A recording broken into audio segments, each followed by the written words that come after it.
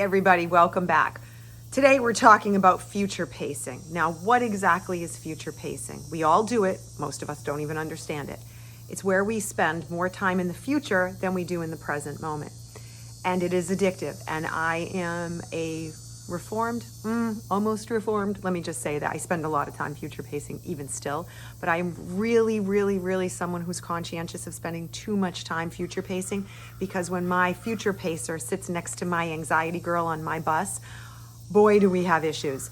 And it drives me insane because they spend all this time. And then when creativity girl gets involved, forget it, because now all of a sudden they're painting pictures of things that will probably never happen and drive me crazy because anxiety is involved.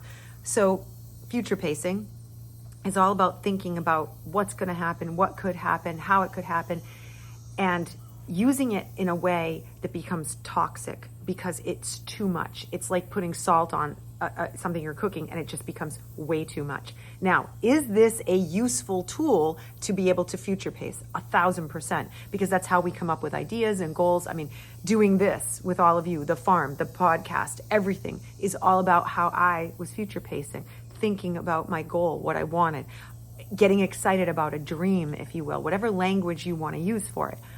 The problem is when we start using it in a way that it becomes destructive.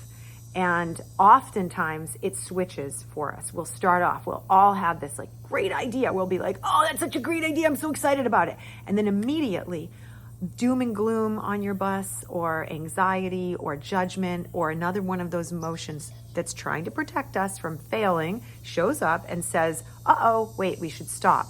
And then all of a sudden you start thinking about all the things that could go wrong in the future with it. And you don't even give it a chance to figure out what the full version of the what you were even thinking about was.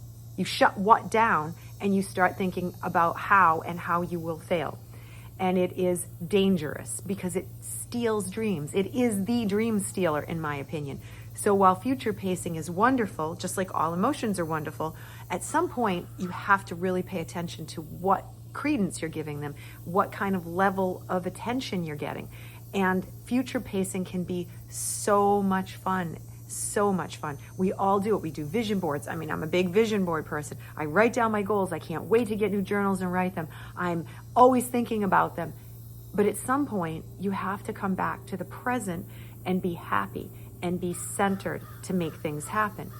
So remember, when using future pacing, it is to be used for a period of time, and then you have to shut it down. You have to say, nope, it's like chocolate. It's like, oh, I can't eat that whole thing. I have to walk away from it. Make cookies, you don't eat the whole dozen at once. You sit and have one cookie, and you don't keep going back. So please, whatever you do, make sure you're careful with it. Use it to your greater good.